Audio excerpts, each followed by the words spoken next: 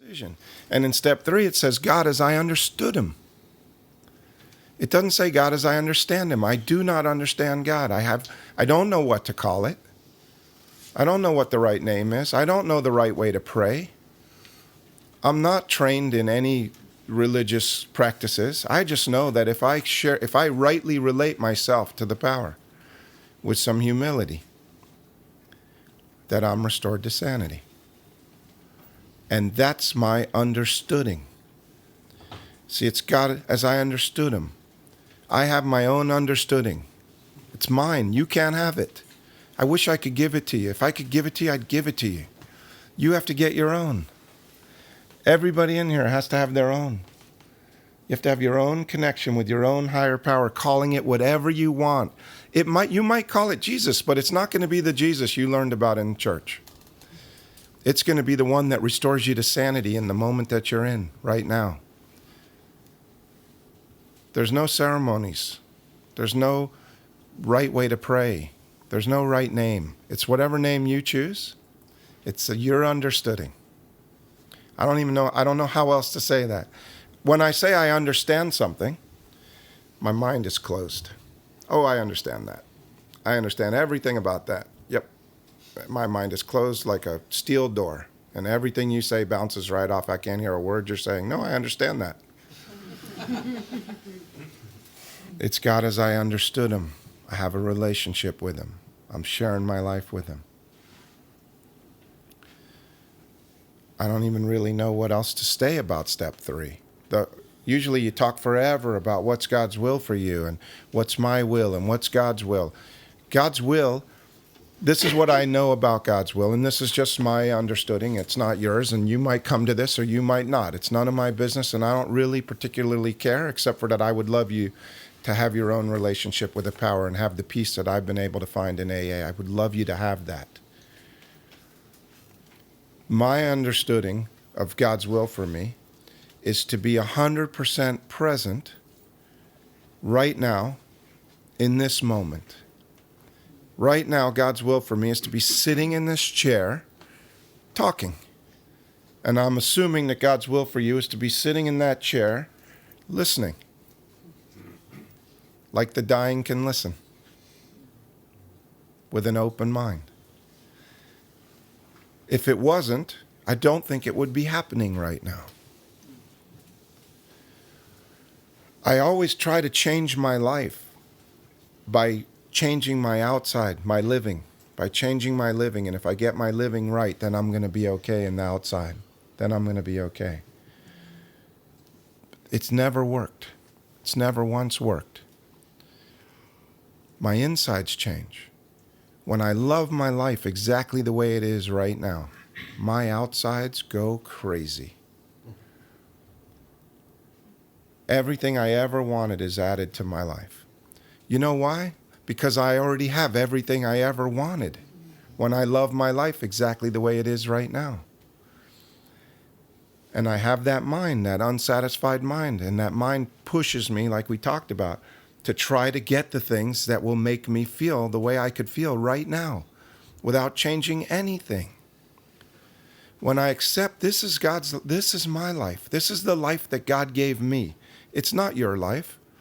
Your life is none of my business. What you think of me is none of my business. What I think of me is none of my business. My higher power gave me a life. This is my life. This is my ride. I get this life. I get to fly to London and be the leader of the meeting for this weekend. I don't know why. I couldn't have made this happen on my own power. I couldn't have made it happen. You think I could have wrangled you crazy alcoholics and got you in a room? It's impossible. But it happened. And I don't think I had anything to do with it. Except for that I'm willing to be here right now. I'm willing to be present right now. I'm willing to share my life with that higher power, and I'm willing to be open to carrying a message. That's why this is happening right now. Because God says so, not because I say so. So I made a decision right now, today, right now, this moment. I'm making the decision to turn my will and my life over to the care of God If you want to call it God, I don't care. You can call it higher power. You can call it whatever you want. If God makes you think of church and punishment and nuns and crazy stuff, don't call it God. Call it whatever you want. Creative intelligence. But that's the thing that I'm turning my will and my life over to. My thoughts and my actions. Right now, in this moment, I'm turning them over to this higher power. As I understood him, because I practiced something in two. And I have a new way of life right now. And it's fantastic, right? You can feel it in the room. It's in the room right now. You can feel it. It's palpable. It's like real. There's a higher power here right now. As you walk through the threshold, your mind will be wiped clean of this experience and you'll be back to self in the lobby. But right now, it's here because we said so, because we want it to be here. The thing that, so that's step 3, right? I've made a decision right now. I've turned my will and my life. I'm sitting in the chair and I'm accepting that this is my life right now. I'm going to turn my thoughts over to God. Help me to be here in the room and show me what you want me to see and tell me what you want me to hear and let me do your will and let me speak your words. And so that's happening. And then my phone rings and it's my mom. Damn, I hate that woman. Why is she calling me? Everything was going so good. She always calls me when I feel good. And that resentment catapults me right back into self and takes me right back to alcoholism, ego, and self and crushes all of the spirit out of me and makes me so mad. I can't believe she called me now. And that's why step 4 is where it is. Because that feeling of step 3 is so fantastic. It's fantastic. I'm with the power. It's great. And then I see graffiti, or I see the phone ring, or I have to go to work and my mind starts talking to me about some crazy something, anything. And resentments are the number one offender. Resentments are the things that catapult me right back into self. And my relationship with the power is gone. And I start over. I'm like, so I don't start over right away. First, I have this resentment, and I love it. I remember this. This feels good. I hate my mom. Oh, she's so wrong. She is so wrong. I'm going to show her how wrong she is. I'm going over there right now. I'm going to tell her everything she ever did that ruined my life. And I love it. I love to find fault with people. It just gives me this sense of, great. It's just a great feeling to be hating on somebody.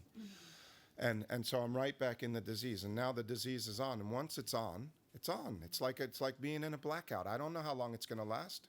I don't know if I'm ever going to come out of it again. I don't know. Luckily, with AA, we go to meetings almost every day. So I could go to a meeting, and if I could hear anything that's being said in the meeting, I might snap out of it and go, look, that was alcoholism. But the 4th step allows me to do something as a practice to master my resentments. Why don't we do questions on 2 and 3, and then we'll start 4.